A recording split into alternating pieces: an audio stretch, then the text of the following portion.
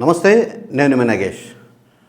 రాష్ట్ర ఉప ముఖ్యమంత్రి పవన్ కళ్యాణ్ గారు 4 రోజుల క్రితం జరిపిన కాకినాడ పోర్టు పర్యటన మొత్తం మీద సోషల్ మీడియా చూసే వాళ్ళకి ఒక పెద్ద కామెడీని అందించింది. అయితే ఆయన డిప్యూటీ సీఎం స్థాయిలో ఉండి అసలు పోర్టు చట్టాలేంటి, కేంద్ర చట్టాలేంటి, విదేశీ నౌకలను సీజ్ చేయడానికి రాష్ట్ర ప్రభుత్వానికి ప్రత్యేకించి ఉప ముఖ్యమంత్రికి ఉన్న అధికారాలు ఏంటి, ఇవన్నీ కూడా కనుక్కోకుండానే సీజ్ ద షిప్ అన్నాడు. ఆ సీజ్ ద షిప్ అనే వర్డ్ ఇప్పుడు పెద్ద దుమారమైంది. ఎన్నో రకాల ట్రోల్స్ విపరీతంగా వస్తున్నాయి పవన్ కళ్యాణ్ గారి మీద. అంటే ఈ పవన్ కళ్యాణ్ గారి కాకినాడ పోర్టు పర్యటన రాయలసీమ భాషలో చెప్పాలంటే అవులాయ్, చిత్తూరు భాషలో చెప్పాలంటే కిండల్, ఇక నెల్లూరు నుంచి అటు శ్రీకాకుళం వరకు చెప్పాలంటే ఎగతాళి. ఇది అయింది ఆయన పర్యటన. మొత్తం మీద పవన్ కళ్యాణ్ గారు ప్రతిపక్షంలో ఉన్నప్పుడు విశాఖపట్నంలో ఋషికొండ మీద జగన్మోహన్ రెడ్డి గారు నిర్మించిన ఆ భవనాలు చూడడానికి వెళ్ళారు.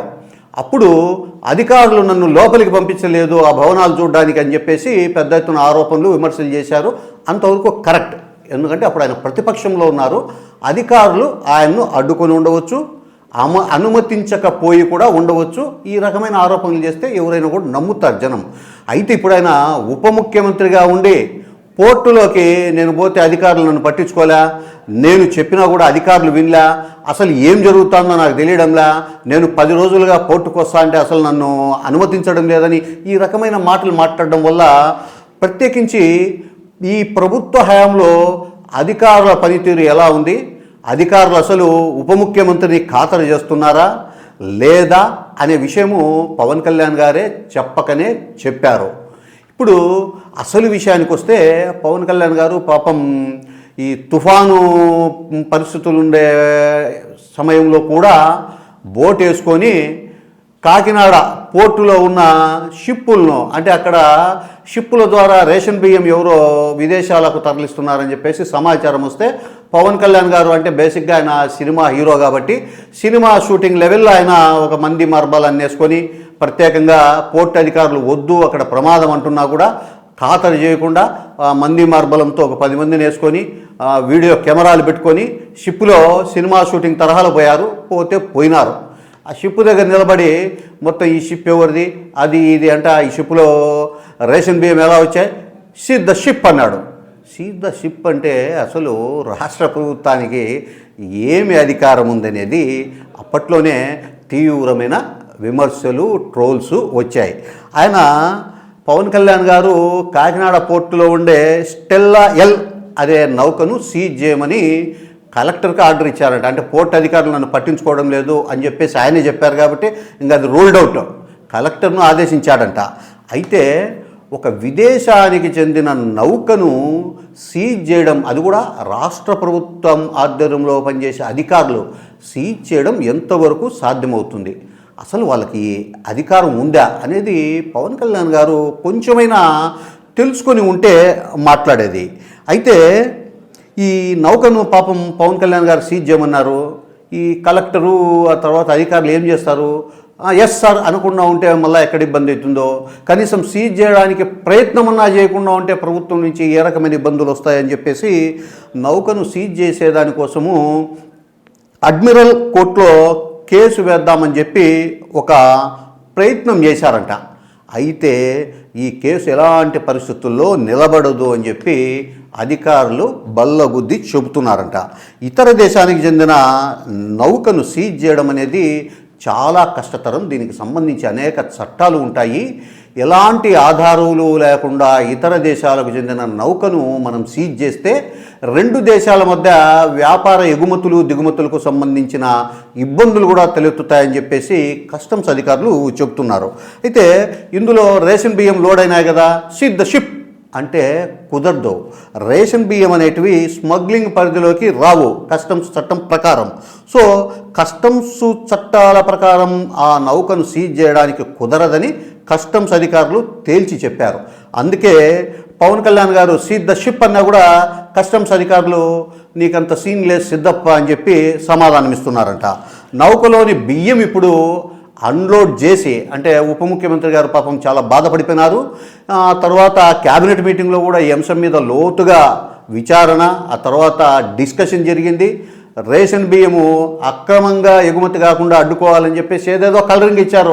ఎందుకంటే ఇంకా డిప్యూటీ సీఎం గారు పోయి సీజ్ ద షిప్ అన్నాక యాక్షన్ లేకుంటే ఆయన పరువు పోతుందని చెప్పేసి ఏదేదో క్యాబినెట్లో చర్చించడము, ఆ తర్వాత రేషన్ బియ్యము పోర్టుకు అక్రమంగా పోకుండా అడ్డుకుంటామని చెప్పేసి ఇవన్నీ చెప్పారు. ఒక సబ్ కమిటీని వేస్తామని ఇవన్నీ చెప్పారు.